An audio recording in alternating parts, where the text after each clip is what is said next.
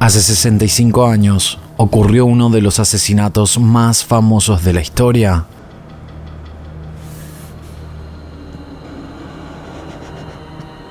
Porque el niño jamás pudo ser identificado hasta diciembre de 2022. The boy appeared to be malnourished, and his body bore the signs of recent and past trauma. In his very short life, it was apparent that this child experienced horrors that no one should ever be subjected to. Que la policía confirmó que el niño de la caja era Joseph Augustus Zarelli, de 4 años de edad. Para contarles rápidamente la historia, Joseph Augustus Zarelli había sido encontrado sin vida dentro de una caja en un barrio llamado Fox Chase a finales de febrero de 1957. El caso fue investigado por la policía de Filadelfia y también el FBI, pero nunca pudieron vincular este cuerpo sin vida con algún nombre y nadie jamás reclamó el cuerpo. Tampoco existían denuncias de niños desaparecidos en ese año en Filadelfia. Entonces, con el tiempo, el caso parecía haberse congelado. When people think about the boy in the box, a profound sadness is felt. Not just because a child was murdered, but because his entire identity and his rightful claim to own his existence was taken away.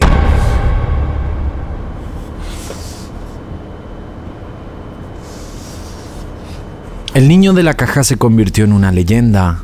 Y gracias a la incansable búsqueda de respuestas por parte de las autoridades y de la sociedad, hoy Joseph Augustus Zarelli recobró uno de sus derechos fundamentales, el de tener una identidad, que se le había quitado desde 1957.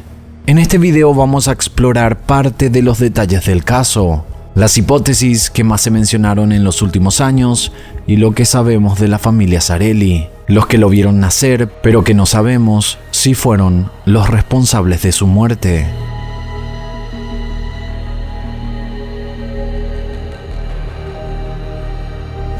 Este es el caso del niño de la caja, Joseph Augustus Zarelli.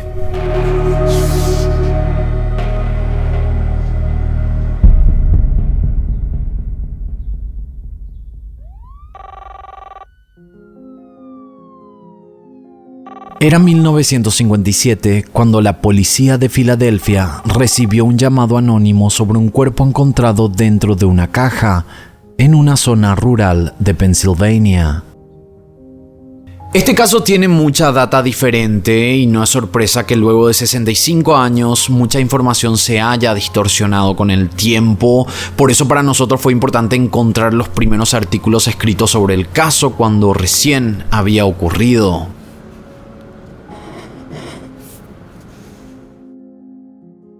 Aquí tengo el primer reporte oficial que tenemos de un medio de comunicación que lo lanzaron un día después del descubrimiento de la caja y del cuerpo.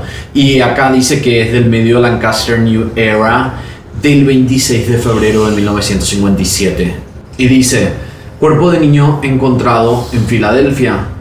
El cuerpo brutalmente golpeado de un niño fue encontrado dentro de una caja de cartón en una zona de Fox Chase, al noreste de Filadelfia. La policía dijo que se trataría de un niño de 4 a 6 años. Una llamada anónima a las oficinas del centro municipal de la ciudad envió a detectives y policías a una zona boscosa y aislada a unos 460 metros de la calle Berry, donde la caja fue encontrada. La policía mencionó que creen que el niño habría estado muerto por 2 días. También mencionaron que no encontraron pistas al chequear los reportes de personas desaparecidas. Un estudiante universitario no identificado habría descubierto el cuerpo un día antes, pero no reportó el hecho hasta hoy. Él fue traído al centro municipal de la ciudad para ser cuestionado. Y el 27 de febrero de ese mismo año, 2 días después del descubrimiento del cuerpo, en la tapa de un diario llamado Philadelphia Inquirer, 2 casos fueron tapa. El caso del niño de la caja y el caso de una niña que en ese momento se pensaba que había sido secuestrada. Además, estos casos se creyeron inicialmente que estaban vinculados porque ocurrieron casi al mismo tiempo. Frederick Benonis, un estudiante universitario de La Salle que vivía en la 2013 y Lansing Street, declaró a los detectives que vio la caja el domingo y pensó que la figura que vio dentro era una muñeca. Benonis le contó a la policía que se había bajado de su vehículo al ver un conejo salvaje. Lo persiguió, pero lo perdió de vista. En el lugar vio que habían varias trampas para animales, pero que ninguna estaba armada. Entonces colocó una para ver si pasaba algo. Ahí fue cuando notó la caja y la cara de la muñeca dentro. Al día siguiente volvió al lugar y se dio cuenta que las trampas no se habían activado y de nuevo vio la caja, pero no le dio importancia. Pero cuando escuchó en la radio sobre la desaparición de una niña de 4 años en Belmore, pensó que lo que vio en la caja quizás no era una muñeca, sino que podría ser la niña. Por eso llamó a la municipalidad para reportar el hallazgo. Mary Jane Barker era una niña de 4 años que se creyó había sido secuestrada el lunes 25 de febrero. Es más, su desaparición fue reportada unas horas antes del descubrimiento del cuerpo del niño de la caja. Por ende, la policía antes de llegar al lugar pensó que podría tratarse de la niña. El caso de la niña es bastante misterioso porque el día de su desaparición, ella fue vista jugando con un perro. Este perro era de una amiga suya, de 6 años de edad. La mascota de su amiga también había desaparecido junto a la niña y en el lugar se encontraron 3 tipos de huellas en el barro. Las primeras huellas eran de un menor que concordaba con el tamaño de los pies de la niña. Al lado, las huellas del animal. Y la tercera pertenecía a huellas de un adulto, lo que hizo especular que la niña y el perro habían sido secuestrados por este hombre. Unos días después, la amiga de Mary Jane fue con su madre a una casa vacía que quedaba al lado de la suya. Esta casa era de sus tíos, pero estaba vacía. Cuando la niña de 6 años abrió uno de los closets, se encontró con su perro vivo, quien salió corriendo para saludarla, mientras que adentro de ese closet estaba el cuerpo sin vida de Mary Jane. Se hizo una autopsia y se descubrió que la causa de muerte fue accidental. Mary Jane se habría quedado atrapada en ese closet por 3 días y murió por inanición. Lo extraño de este caso fue que el perro jamás hizo sus necesidades en ese closet, supuestamente por 3 días, y sobrevivió sin comida y agua, mientras que la menor no. Por otra parte, esa casa había sido inspeccionada en varias ocasiones, pero nunca abrieron ese closet. Y lo extraño fue que el perro jamás ladró durante esas búsquedas, y la niña tampoco gritó para pedir ayuda en ningún momento. Como dije, este caso fue cerrado como accidente, por eso no se dieron más detalles. Nunca se explicó cómo entraron a la casa sin ser vistos, ni de quién pertenecía la huella de adulto encontrada con las pisadas de la niña y el perro. Tampoco explicaron cómo el perro pudo haber estado por 3 días dentro del closet sin hacer sus necesidades. Simplemente se cerró la investigación y nadie jamás fue condenado por este posible asesinato. Pero vamos al artículo que se menciona al lado del caso de Mary Jane Barker. Y este artículo sobre el niño de la caja es sumamente importante porque con el tiempo la información del niño de la caja se empezó a distorsionar. Entonces, en este artículo que pasó 2 días después del hecho, se destaca lo que la policía mencionó. Entonces son datos claros y claves que ocurrieron en el momento del hecho.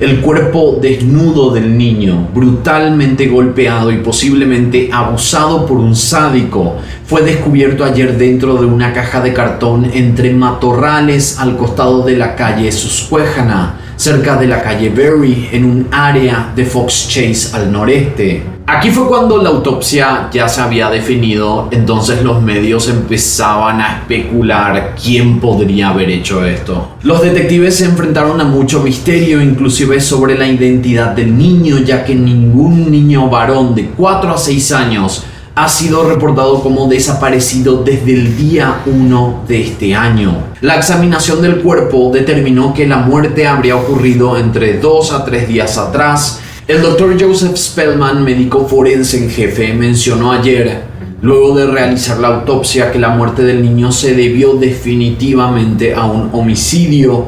Había moretones en todo el cuerpo, especialmente en la cabeza, los brazos y las piernas. Lo único que después de esta autopsia se confirmó con este caso fue que las heridas que el niño tenía se comprobaron que no eran heridas antiguas, que eran heridas que fueron ocasionadas en esos días de su fallecimiento. No se encontraron huesos rotos, moretones, heridas en general que daten de antes de ese fin de semana. Estos fueron los primeros artículos del caso y son artículos muy importantes porque para el caso del niño de la caja se había realizado una sola autopsia, que es la que se confirma en este periódico. Obviamente muchas cosas se dejaron de lado porque era una investigación activa y con el correr de los meses muchos detalles serían descubiertos. En la escena del crimen se encontraron varias evidencias. Esta es la lista confirmada. El cuerpo fue encontrado a las 10:40 am. En las horas siguientes, la zona se llenó de agentes de homicidios en búsqueda de evidencias.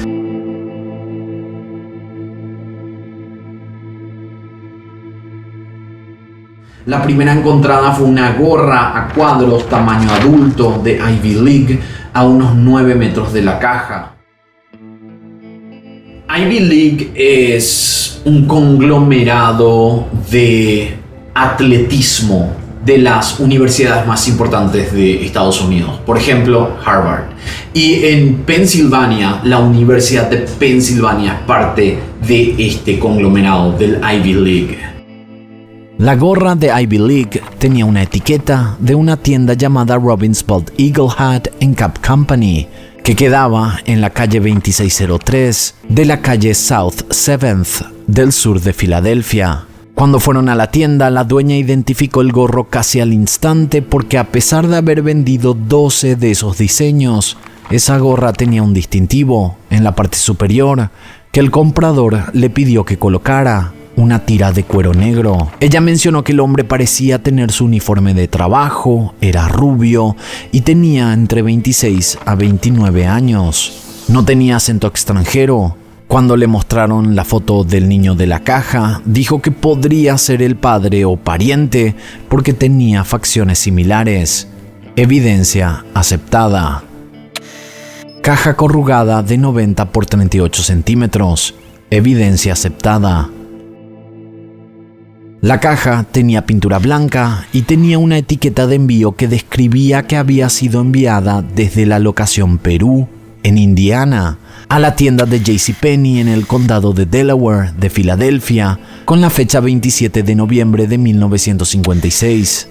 Y según los registros de JCPenney, solo 12 de esas cunas habían sido vendidas entre diciembre de 1956 y febrero de 1957 a $7.50 cada una. El problema era que en esa época no todos los locales aceptaban tarjetas de crédito, porque hacía pocos años que se había empezado a utilizar ese método de pago. Entonces, todas las compras eran en efectivo y esto evitaba que se pudiera generar un registro de compras con datos del comprador. Mucho menos cámaras de seguridad, ya que estamos hablando de finales de los 50. No se encontraron huellas dactilares en dicha caja y se confirmó que estaba seca por dentro, siendo que ese fin de semana había llovido. El cuerpo había sido encontrado envuelto en una manta que había sido rasgada a la mitad. La manta, que fue rasgada en 2 partes y utilizada para envolver al menor, tenía las dimensiones 193 por 83 centímetros, mientras que el otro pedazo medía 129 por 78. Tenía un diseño de diamantes y cuadros de colores verdes, marrones y blancos. Al parecer, una parte de la tela había sido desechada que podría haber contenido una etiqueta. Luego, la investigación descubrió que la manta pudo haberse fabricado en 2 empresas, una de Carolina del Norte y la otra de Canadá, pero ambas fábricas enviaron millones de mantas del mismo diseño a miles de tiendas en todo Estados Unidos, lo que hacía imposible que se confirmara de dónde fue adquirida. Evidencia aceptada.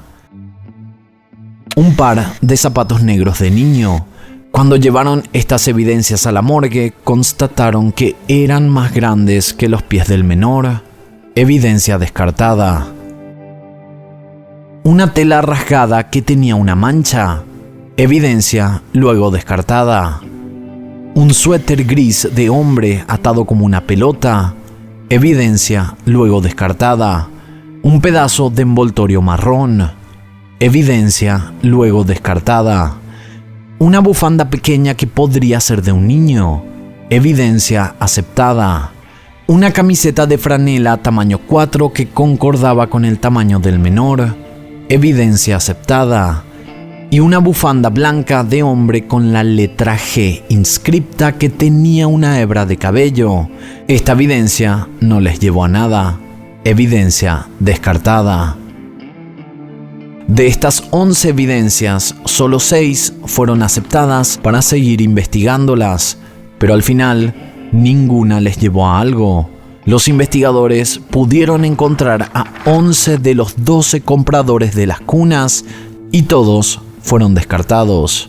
Sin más caminos en la investigación, el 17 de marzo de 1957, la policía de Fox Chase pidió ayuda al FBI, lo que hizo que la historia del niño de la caja pasara a ser un caso a nivel federal, lo que le dio aún mayor reconocimiento a nivel país, y fue ahí cuando un testigo salió a la luz.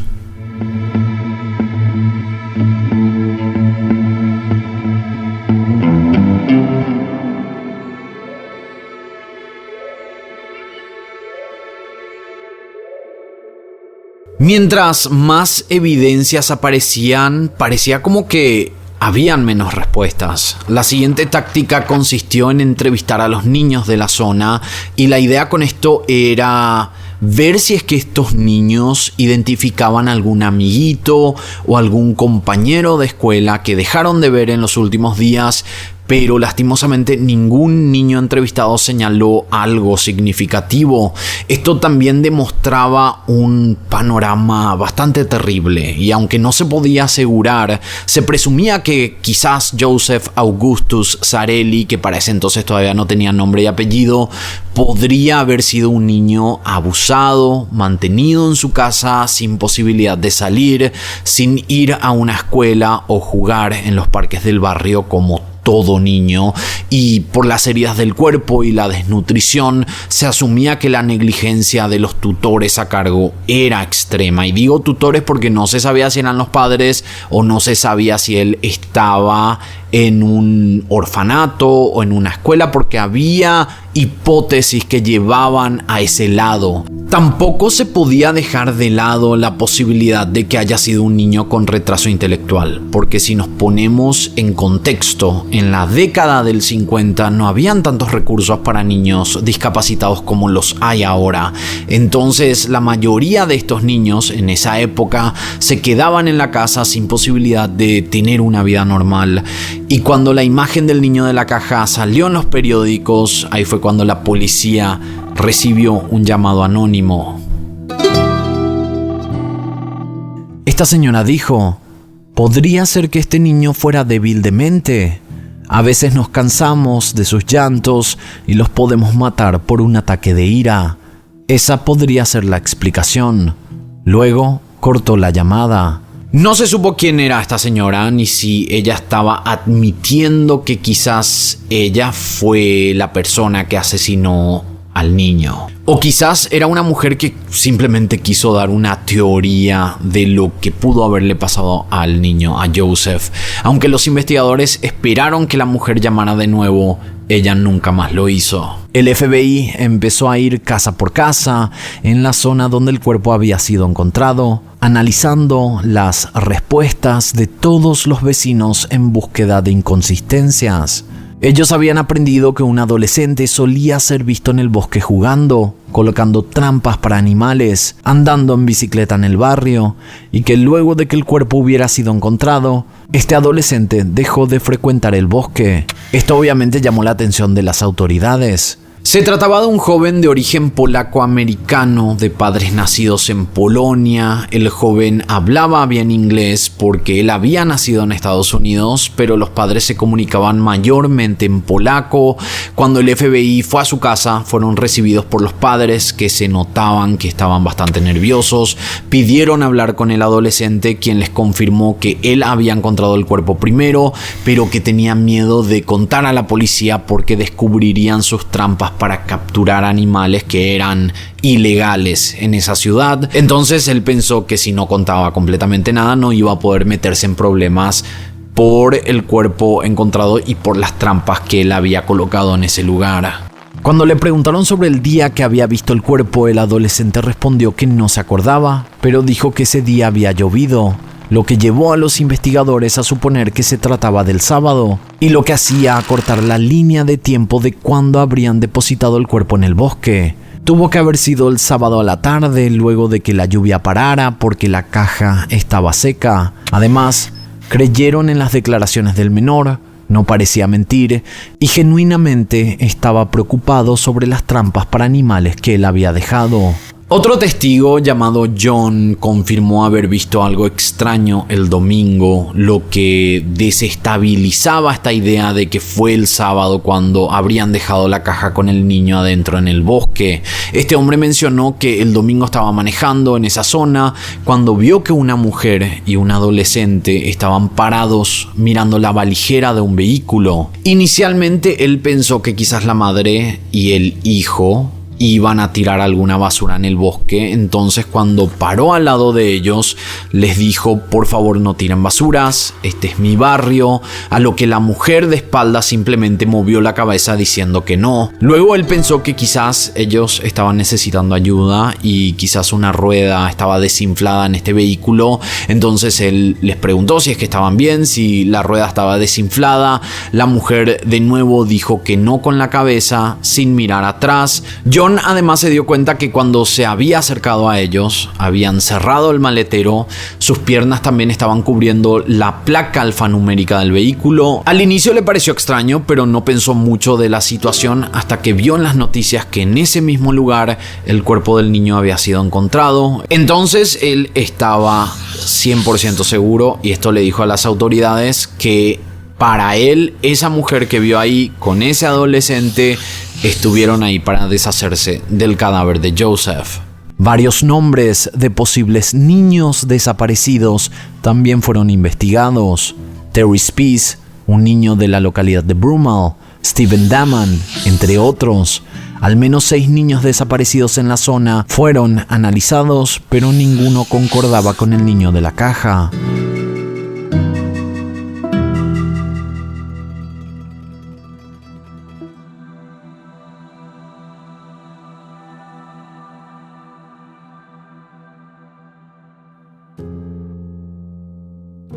La historia del niño de la caja era increíblemente triste. No tenía nombre y apellido, nadie lo estaba buscando, había sido abusado en los pocos años de vida que tuvo, y parecía que Joseph había recibido más amor y cariño estando muerto que vivo, porque miles de personas se habían encariñado con este niño que nunca tuvo una infancia real. El 24 de julio de 1957, 5 meses después del hallazgo del cuerpo, Joseph Auguste Zarelli había sido enterrado como el niño desconocido de Estados Unidos.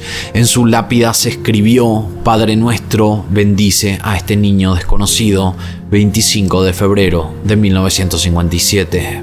Así fue como la leyenda del niño de la caja nació. con un misterioso crimen, un niño no identificado, la tristeza de miles de personas que buscaban encontrar justicia y agentes de policía y FBI que aseguraron haberse encontrado con el peor y más triste caso que jamás habían investigado.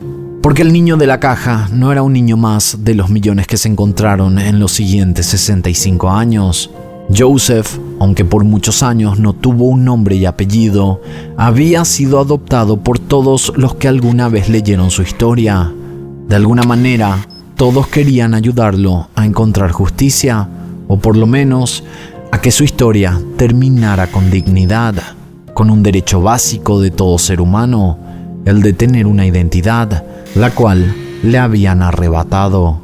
La historia de Joseph, además, era parecida a la de miles de niños en Estados Unidos. Es más, muchas familias fueron investigadas por hechos de negligencia gracias al caso de Joseph. Muchas personas llegaron a denunciar a sus vecinos asegurando que habían dejado de ver a los niños en dichas casas, pensando que podría tratarse del caso del niño de la caja. Una familia latina de Colorado había sido denunciada por vecinos por negligencia. Ellos eran de clase media, pero mantenían a sus hijos sin comida y sucios, y aunque no encontraron evidencias de que Joseph podría ser uno de los hijos, los padres fueron a prisión y los hijos fueron llevados a orfanatos donde los mantuvieron en mejor cuidado. Otra pareja que al parecer tuvo más de 10 hijos había sido arrestada porque en al menos 6 ocasiones enterraron a sus hijos sin vida, y en uno de los hechos habían dejado a su hija de 3 años en un bosque envuelta en una sábana, y esto era muy parecido al caso del niño de la caja. Entonces se pensó que podría ser la familia que se deshizo de Joseph. Esta pareja había sido arrestada y se comprobó que el abuso que los niños sufrieron no era exactamente por maldad, sino que por la extrema pobreza de la familia. Todos se iban enfermando, ellos no tenían cómo curarlos, no tenían dinero para llevarlos al médico. Al no tener los medios para enterrarlos, los dejaban en bosques o basurales, pero de nuevo no se pudo enlazar este caso al del niño de la caja.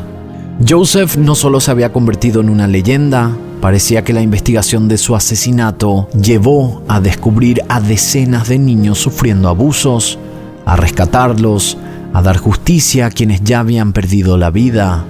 Joseph se había convertido de manera indirecta en el salvador de todos estos niños.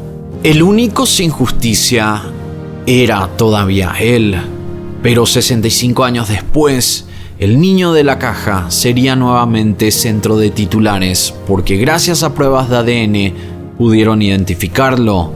El niño de la caja era Joseph Augustus Zarelli.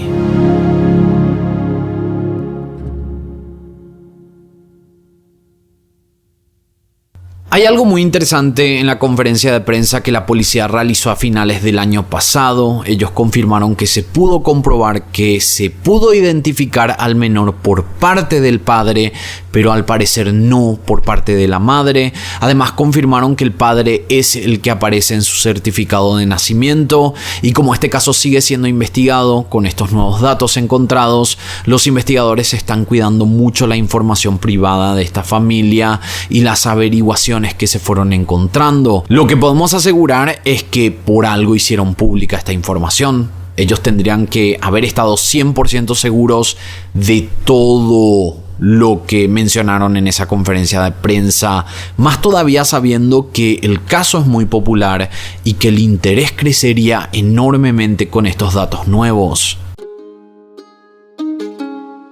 Si nos vamos al certificado, podemos ver que el nombre completo es Joseph Augustus Zarelli. Su fecha de nacimiento es el 15 de enero de 1953, no el 13, como se menciona en la prensa. O sea, hace pocos días fue el cumpleaños número 70 de Joseph Augustus Zarelli. Además, figuran los nombres de Augustus John Zarelli Jr., de 26 años, como el padre, y Cynthia Cepashko, de 21 años, como la madre, ambos nacidos en Filadelfia. La dirección 6352 Callow Hill aparece como la propiedad del padre de Augustus John Sarelli Jr., o sea, del abuelo de Joseph, y que en la época en que el cuerpo del niño había sido descubierto, está registrado que la familia entera vivía ahí. O sea que estamos hablando de los abuelos, el papá de Joseph con su esposa, que era Cynthia, y también los tíos y las tías. Era una casa donde los hijos Sarelli, cuando se casaban, también llevaban a sus esposas a vivir en esta propiedad. También sabemos que el padre llegó a servir en la milicia en la Segunda Guerra Mundial en 1944. Hay documentación que demuestra esto, y que el padre, de nombre Augustus, llevaba ese nombre porque, según la tradición de la familia Sarelli, todos los primeros varones de la familia tenían que tener ese nombre. Entonces el abuelo se llamaba Augustus, el papá se llamaba Augustus, y Joseph llevó como segundo nombre por ser el primer hijo de la pareja. Eso confirmaba además que era el primer hijo de Cynthia y de Augustus. La familia Sarelli parece una familia normal. Es difícil de creer, al ver todas las fotos que existen de esta familia, que pudieron haberle hecho daño a un niño. Hay demasiadas fotos de ellos, felices con sus hijos, de Cynthia con bebés en brazos. Al parecer fue una madre y abuela muy querida. Según artículos en periódicos de la época, se confirma que Augustus Sarelli Jr., el padre, y Cynthia Pashko, la potencial madre, habrían pedido no el certificado de matrimonio, sino que la solicitud para casarse en 1958, que sería un año después de que se hubiera encontrado el cuerpo de Joseph. La familia Sarelli además era una familia respetada en la comunidad. El abuelo había empezado una empresa de cementos y había ganado la confianza de los constructores de la zona. Los hijos siguieron sus pasos y trabajaron por años en construcción. El padre de Joseph además empezó a comprar y vender residencias, lo que significa que ellos vivían bastante bien y posiblemente tenían dinero. Ahora, los documentos oficiales sobre los Sarelli son bastante turbios, y estamos hablando de documentos que comprueban que al menos 3 muertes de menores, incluyendo la de Joseph, existieron en esa familia.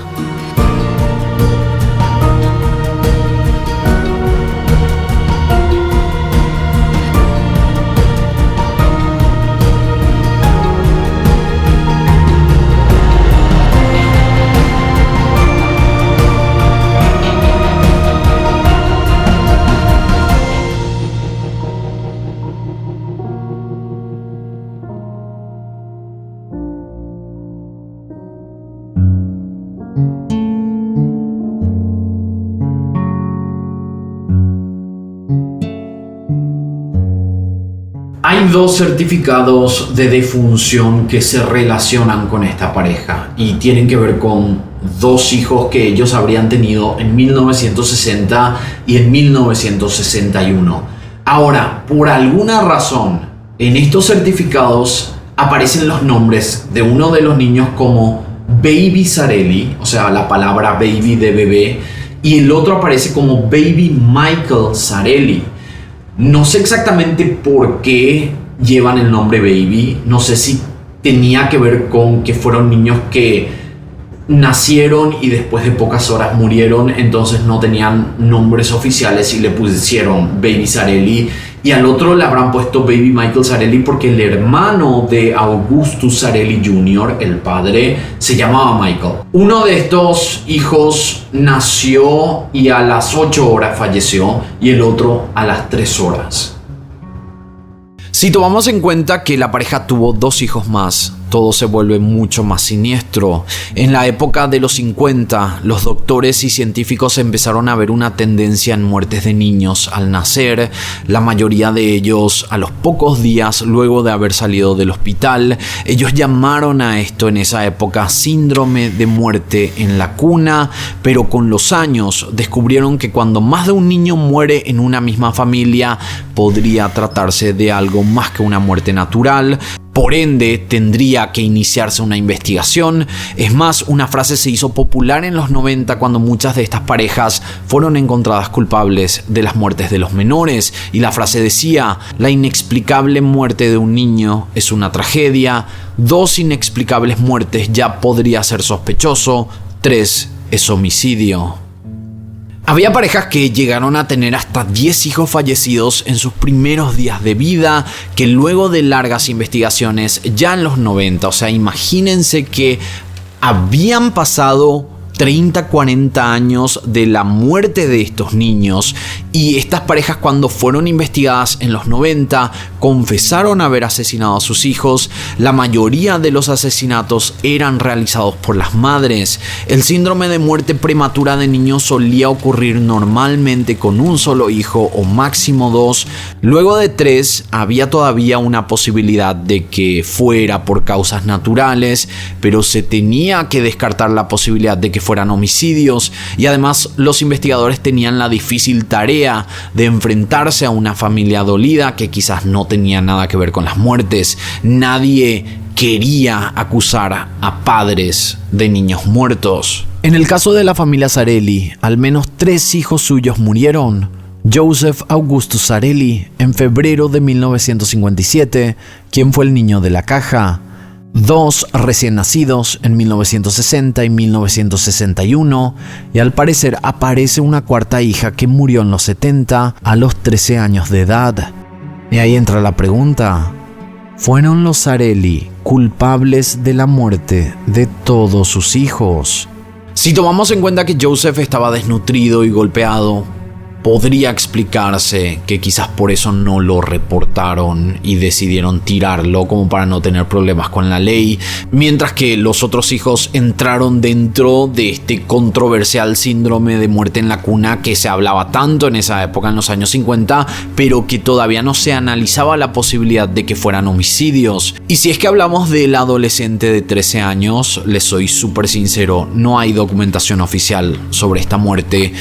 Esto solo aparece en algunas páginas de árboles genealógicos, lo que hace difícil comprobar que esto hubiera pasado realmente. De igual manera, así como la frase de los 90, si hubiera pasado con un solo bebé, podría describirse como una triste tragedia. Pero estamos hablando de al menos 3 muertes en un lapso de 4 años, lo cual podría tratarse de homicidios según la data encontrada en torno a muertes similares en otras familias. Mary era una adolescente cuando ocurrió el crimen de Joseph Augustus Zarelli. Por muchos años se quedó callada, pero ella aseguraba que tenía información sobre lo que había ocurrido. Recién en el 2002 se animó a contar su historia. Según ella, presenció el asesinato del niño de la caja.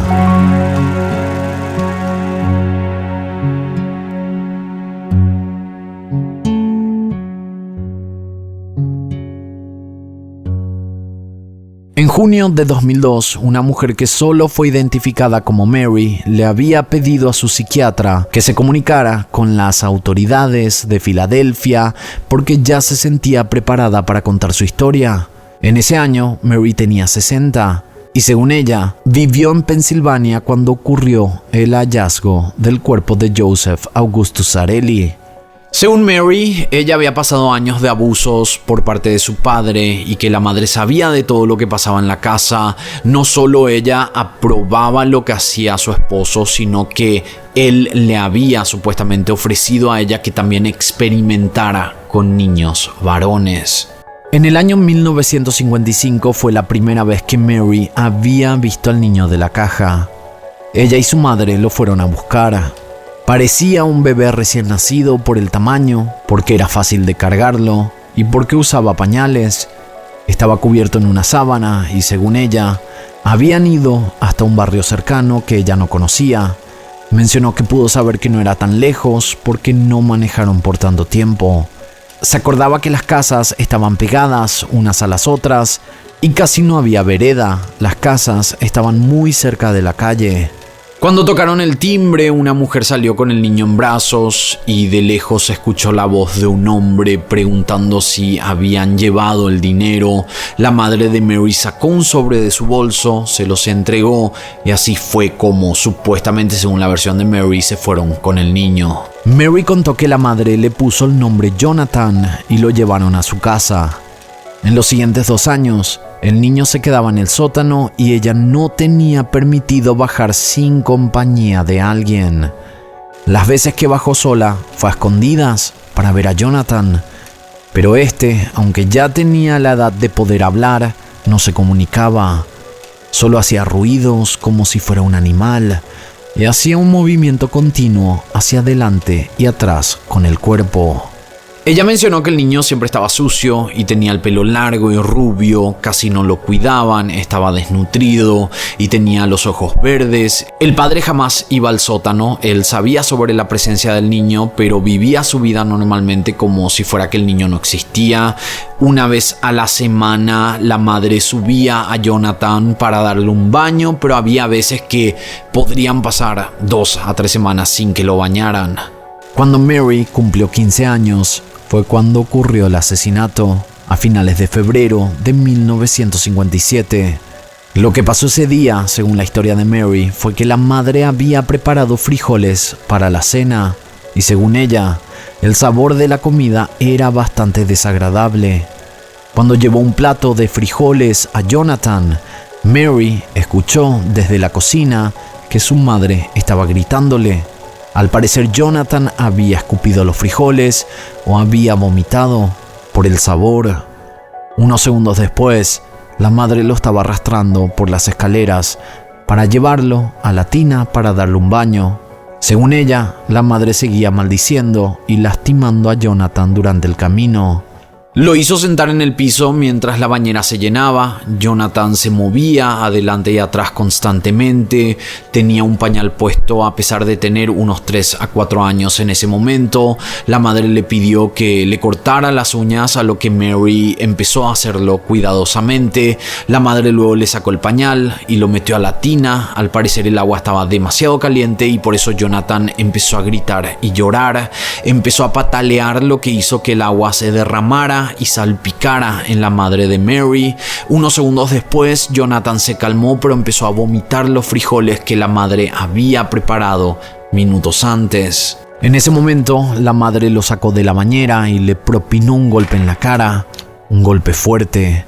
Jonathan empezó a llorar con más fuerzas y la madre, entonces, le dio más golpes hasta que el niño cayó y se golpeó la cabeza con el suelo, dejándolo inconsciente. La madre lo siguió golpeando, pero ahora en todo el cuerpo, siendo que Jonathan ya no reaccionaba. En un momento, la madre le gritó a Mary que se fuera a su habitación y esa fue la última vez que vio a Jonathan con vida. Al día siguiente la madre estaba llorando y le dijo que Jonathan ya no se había levantado. El cuerpo del niño quedó toda la noche en la tina, ya vacía. Mary lo pudo ver. Dijo que había muerto con los ojos y boca semiabiertos, como asustado. La madre le había cortado el cabello, pero se notaba que lo había hecho con rapidez, dejando partes con algunos mechones.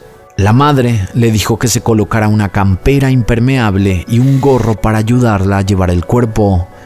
Pusieron a Jonathan en el maletero, manejaron por un buen tiempo hasta que llegaron a una calle rural. Había una iglesia y un pequeño bosque al costado. Ambas se bajaron y antes de abrir el maletero, vieron que un auto se estaba acercando. Su madre le dijo: «No abras la boca». Al parecer era John, el hombre que en 1957 había asegurado haber visto a una mujer con un adolescente. Luego de que el hombre se fuera del lugar, abrieron el maletero, sacaron a Jonathan, caminaron al pequeño bosque y ahí vieron una caja, a lo que la madre le pidió a Mary que la levantara y abriera. La madre colocó a Jonathan adentro, y se alejaron rápidamente entrando al vehículo y manejando a toda velocidad. En el camino pararon en un restaurante donde tomaron el desayuno y luego, ya camino a la casa, Mary le gritó a su madre que parara el auto para vomitar. Esa fue la historia de Mary.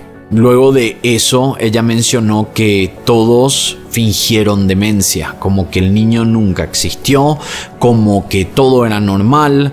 Unos años después, su padre murió de un ataque al corazón. Esta historia era consistente con el relato de John, el hombre que había mencionado en 1957 haber visto a una mujer con un adolescente, pero según el relato, John había mencionado que el adolescente era varón, y es importante mencionar que Mary era una mujer de gran tamaño, tenía los hombros grandes, tenía una espalda prominente y estaba usando una gorra cuando fueron a depositar el cuerpo, y al no haber visto las caras fácilmente pudo confundirse y pensar que Mary era un joven adolescente.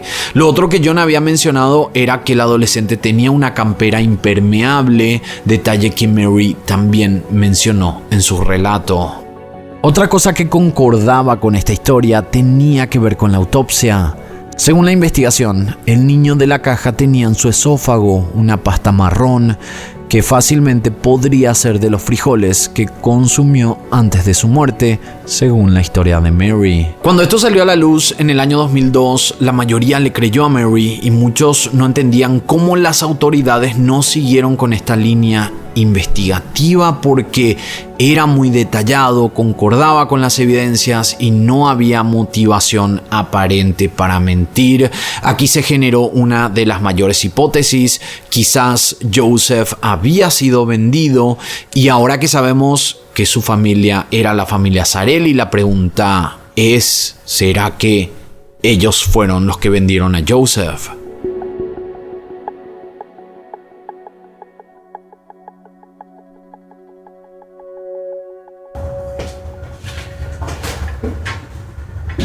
Voy a entrar al Google Maps y les voy a mostrar algo.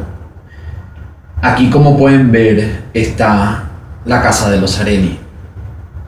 Ella dijo que las casas estaban pegadas las unas a las otras, así como vemos en el Google Street. Y también mencionó, si ven acá, en las veredas, ella había mencionado que casi no había vereda, como que las casas estaban muy cerca de la calle. Y si pueden ver acá, hay como una diferencia entre los bloques más cercanos que están a la casa y los bloques que están más hacia la calle, lo que podemos definir o podemos asumir que quizás esos bloques son nuevos, y podría indicar que las veredas eran más cortas en esa época. Por ahora, al menos, estos datos encajan con la declaración de Mary, pero tenemos que decir que cuando los investigadores le pidieron que ella describiera la casa, su descripción fue bastante vaga. No supo dar detalles como cuando dio detalles tan específicos con la historia que ella estaba contando, pero cuando le preguntaban algo como cómo era la casa, cómo era la mujer, ella no sabía qué decir. Además, tenemos que tomar en cuenta que en esa época probablemente todas las casas en la zona eran similares, o sea que la descripción que ella estaba contando era una descripción tan vaga que podría ser cualquier casa de la zona. Y también, si analizamos el contexto de lo que ella había contado, porque supuestamente a ella le entregaron al bebé en esta casa, que ella suponía que era la casa, vamos a asumir que son los Sarelli. Pero ¿quién entregaría a su bebé en su propia casa? O sabiendo que hay vecinos que probablemente escucharon al bebé llorar y de repente el bebé dejó de llorar. Es como que no tiene tanto sentido, porque nadie reportó nada en ese vecindario, según la policía. No voy a mentir, antes de leer todos los detalles del caso del niño de la caja, yo creía que Mary podría ser la respuesta a este misterio, pero con los nuevos datos encontrados por las autoridades, el nombre y el apellido, sabiendo que la familia real eran los Sarelli, el recuento de hechos de Mary pierde consistencia con las evidencias del caso. Primero, los investigadores entrevistaron a vecinos y amigos de la familia de Mary. Ninguno mencionó haber escuchado o visto nada por años. Muchos de ellos hasta mencionaron que estuvieron en la casa en múltiples ocasiones, en los años que supuestamente el niño había estado ahí, pero jamás vieron nada. Segundo, Mary decidió contar esto en el año 2002, siendo que en 1999 una web sobre el caso se había publicado con todos los detalles, evidencias y hasta datos que no se sabían hasta el momento. Nada de lo que Mary contó era nuevo. Todo estaba basado en las evidencias que ya se habían hecho públicas. Aunque dio muchos detalles muy descriptivos en situaciones específicas, estas eran imposibles de comprobarse, mientras que datos que sí podían corroborar, ella o no se acordaba o era muy vaga en su descripción. Tercero, el psiquiatra de Mary confirmó que hacía 13 años que estaba tratando a Mary y desde el comienzo de su tratamiento su historia fue consistente. Pero cuando los investigadores le pidieron que entregara todas las anotaciones de los 13 años de sesiones de Mary, el psiquiatra dijo que no tenía ninguna. ¿Cómo puede ser que por 13 años el psiquiatra no hubiera notado completamente nada, siendo que es un procedimiento normal para tener el historial de un paciente? Mary luego mencionó que un tío suyo probablemente era el padre biológico del menor, porque este tío solía visitarlos y trataba con mucho cariño a Jonathan, por eso ella suponía que era su hijo. Pero sabiendo que Joseph Augustus Zarelli provenía de otra familia, podemos mencionar que esto desacreditaba toda su historia, además de no tener sentido. Si este hombre realmente le tenía mucho cariño a Joseph, ¿por qué no hizo nada para salvarlo? Además, el golpe en la cabeza de Joseph no podría haberse realizado con puños o con una caída al piso. El golpe era tan grande que se determinó que tuvo que haber sido con un objeto pesado o con una caída de al menos de un segundo piso. Para mí el dato principal que me hace entender que la historia de Mary es mentira tiene que ver con la caja. Según su recuento, ella había mencionado que la caja ya estaba en el lugar, pero la investigación descubrió que esa caja estaba seca, o sea que no podría haber estado ya ahí, siendo que un día antes había llovido y había barro en la zona. El análisis definió que el cartón nunca se mojó por dentro, lo que significaría que la idea de haber encontrado la caja en el lugar sea poco probable y las personas que dejaron al niño tendrían que haber llevado la caja consigo.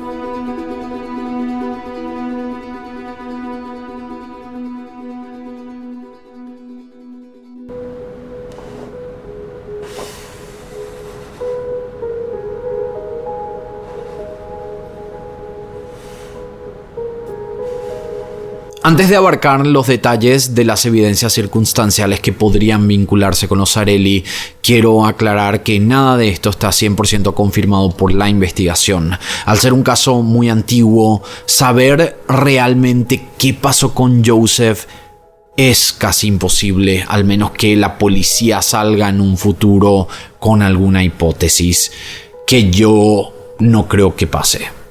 Y en breve les voy a contar por qué. Mi hipótesis es que Joseph murió ese fin de semana dentro de la residencia de los Zarelli. Lo primero que me hace creer todo esto tiene que ver con la caja. Según el testimonio de Mary, ellos habían encontrado la caja en el lugar, pero esto no podía ser porque la caja no estaba mojada por dentro y ese sábado había llovido, entonces el cuerpo tuvo que haberse depositado en la madrugada del domingo por los que asesinaron al niño y por los que compraron esa caja o esa cuna. Lo que les quiero mostrar ahora es en el Google Maps de nuevo lo de la caja, porque según la investigación la caja provenía de este JCPenney que ven acá ahora en el Google Maps. Actualmente hay una tienda Burlington en ese lugar, ya no es un JCPenney, pero pude averiguar que en ese local existía un JCPenney en los años 50 cuando ocurrió todo esto. Lo interesante acá es ver quiénes vivían cerca de ese JCPenney. Si vemos la dirección de los Zarelli, podemos ver que la casa estaba prácticamente a la vuelta de este JCPenney. Acá figura 2 kilómetros de distancia, aproximadamente 15 cuadras, serían 6 minutos en auto. Entonces no es muy loco asumir que probablemente los Zarelli fueron los que compraron esa caja porque estaba a la vuelta. ¿Y qué chances hay de que justo la casa de los Zarelli, ahora que ya sabemos el nombre de la familia, esté tan cerca del JCPenney de donde provenía la caja? O sea, Filadelfia es enorme. Podría haber sido completamente en otra locación, pero estaba ahí, a la vuelta del JCPenney, lo cual lo hace bastante sospechoso. Y esto no solo los ubicaba a ellos cerca de la evidencia principal que era la caja, sino que me hace pensar que ellos fueron los que compraron esta cuna por alguna razón, y cuando Joseph murió, que no sabemos tampoco por qué murió, lo llevaron con esa caja hasta el lugar que quedaba como a 40 minutos de ahí. Ahora, ¿por qué ellos comprarían una cuna? Esa es la pregunta, porque Joseph ya tenía 3 a 4 años. Lo que quiero decir primero es que esos certificados de defunción que son públicos, son reales, están visibles, los pueden encontrar, de 1960 y 1961, para mí no son asesinatos, porque ocurrieron en las primeras horas luego del parto, lo que quiere decir que estos bebés todavía se encontraban en el hospital. Y esto me lleva a creer que además los Zarelli estaban intentando tener hijos, y no me sorprendería que hubieran perdido embarazos antes de los 5 meses de gestación, y eso explicaría por qué no existen otros certificados de defunción, porque según lo que leí en Estados Unidos, si el embarazo es menos de 5 meses y la madre pierde al bebé, entonces no se hace un certificado de defunción. Y esto, como dije, me hace entender que los Zarelli estuvieron intentando tener hijos, y quizás en esa época, cuando Joseph seguía vivo, quizás Cynthia Pashko había quedado embarazada en 1957, se apuraron, compraron la cuna sin pensar que perderían al bebé. Y esto, aunque no está 100% confirmado, se puede ver según estos certificados de defunción. Ellos perdieron 2 hijos. ¿Por qué no habrían perdido más hijos antes? O después también podría ser, pero antes de eso, y por eso compraron la cuna. Algo que nos llamó la atención a mí y a mi productora Moni, es más, ella fue la que me dijo: mira esto, mira las fotos de los Zarelli. Todos tienen el pelo oscuro, pero Joseph siempre fue descrito como un niño rubio, de ojos verdes. Por eso por mucho tiempo se pensó que quizás Joseph provenía de Hungría. La primera generación de los Zarelli que llegó a Estados Unidos desde Italia era el abuelo de Joseph a finales del siglo XIX. Entonces no había pasado mucho desde que los Zarelli se instalaron en Filadelfia. Si vemos el primer artículo sobre el caso, que se basó en las declaraciones de la propia policía, podemos ver que él era descrito como un niño de pelo marrón oscuro y de ojos azules. El niño descrito por la policía como un niño muy lindo, de contextura delgada y cara fina, pesaba entre 15 a 18 kilos. Tenía los ojos azules y su pelo marrón oscuro había sido cruelmente cortado al estilo militar. Por alguna razón, esta descripción del menor se distorsionó con el tiempo y se empezó a creer que Joseph era un niño rubio de ojos verdes, pero la primera descripción, basada en la autopsia declarada por la propia policía, dice que él tenía pelo marrón oscuro y ojos azules. Con esto se puede comprobar que Joseph Augustus Zarelli era de rasgos italianos, o sea, de piel blanca y pelo oscuro, así como toda la familia Zarelli. Si vamos a las evidencias encontradas en 1957, hay una que más me llama la atención. Esta evidencia fue descartada en su momento porque parecía que no tenía conexión con el hecho. Y estoy hablando de la bufanda con la letra G de hombre. ¿Qué conexión podría tener esto con los Zarelli? El padre del niño, el cual aparece en el certificado de nacimiento, llamado Augustus John Sarelli Jr., era llamado por sus allegados como Gus. Es más, él cambió su nombre oficialmente a Gus Sarelli unos años después. Hablemos del testigo que ese domingo había dicho que vio a una mujer y a un adolescente en un auto y que él creía que ellos fueron los que depositaron el cuerpo ahí. Este hombre llamado John. Para mí ese testigo es real, porque su declaración ocurrió pocos días después del hallazgo del cuerpo.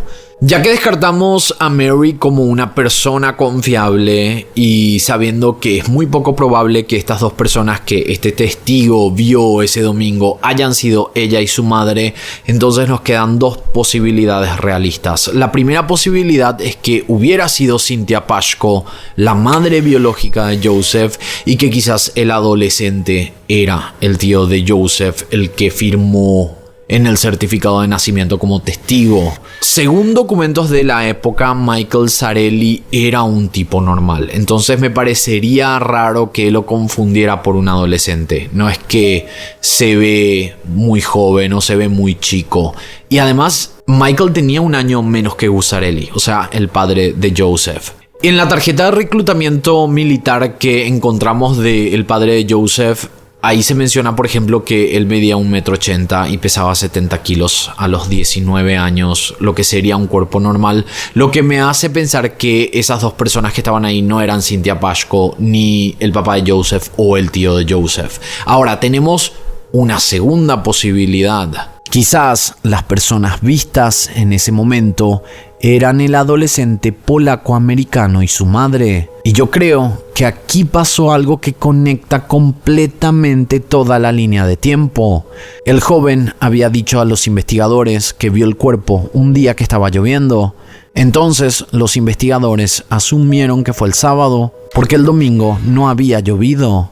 Pero yo creo que él vio el cuerpo el domingo y dijo que había llovido porque en la zona había barro y todo estaba mojado. Pero no tiene sentido que él hubiera salido a andar en bicicleta en un día de lluvia, lo que a mí me hace suponer que él en verdad vio el cuerpo el domingo. Luego de esto, él se fue a su casa a contarle a sus padres y la madre volvió al lugar con él para ver el hallazgo y comprobar que fuera real. Pónganse a pensar, los padres eran polacos, probablemente salieron de Europa buscando una mejor vida y como muchos europeos en esa época no tenían papeles en Estados Unidos, entonces podrían pensar que esa situación los podía meter en problemas. Además tiene más sentido con la descripción de John, el testigo que vio a la señora con el adolescente. Y si se acuerdan, cuando el FBI fue a la casa, los padres estaban nerviosos, lo que a mí me hace entender que ellos sabían sobre lo que el hijo había encontrado. Y además, todo esto concuerda con la línea de tiempo, porque si el adolescente había visto el cuerpo el sábado y fue a contarle a sus padres, ellos hubieran ido ese mismo día a corroborar. Ellos eran del barrio, era caminar unas cuadras para verificar. También tiene sentido con el tema de la caja, que no estaba mojada por dentro, lo que confirmaría que la persona que depositó el cuerpo lo hizo en la madrugada del sábado al domingo sin que nadie viera nada. Para mí estos detalles, aunque son evidencias circunstanciales, me hacen especular que el niño efectivamente era hijo de los Sarelli y que él falleció en esa casa en febrero de 1957. La pregunta ahora es, ¿qué le pasó? ¿Fue negligencia? ¿Fue realmente Joseph abusado por los Sarelli y por eso murió? Por mucho tiempo se dijo que Joseph había sido abusado física y mentalmente, que posiblemente hubo negligencia y que no lo alimentaban bien. Pero en la autopsia mencionan que él, a sus 4 años recién cumplidos, pesaba entre 15 a 18 kilos. Y si nos vamos a ver cuál es el promedio de peso de un niño de entre 3 a 4 años, podemos ver que es de 15 a 18 kilos, lo que lo dejaba en la norma. No era un niño malnutrido, era completamente normal. Lo que yo creo que pasó con esta investigación fue que por las circunstancias de la muerte del niño, el haberlo tirado como una basura en la zona boscosa, la policía asumió que sí o sí tendría que haber ocurrido algún tipo de abuso. Ellos estaban buscando evidencias dentro de un hogar que quizás fue terrible para el niño, pero la verdad era que Joseph no estaba desnutrido.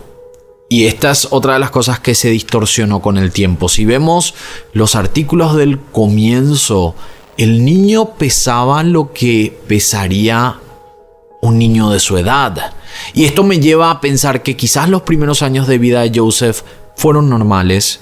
Heredó el nombre de los varones de la familia. Probablemente esas fotos que vemos de los Arelli son como Joseph había vivido.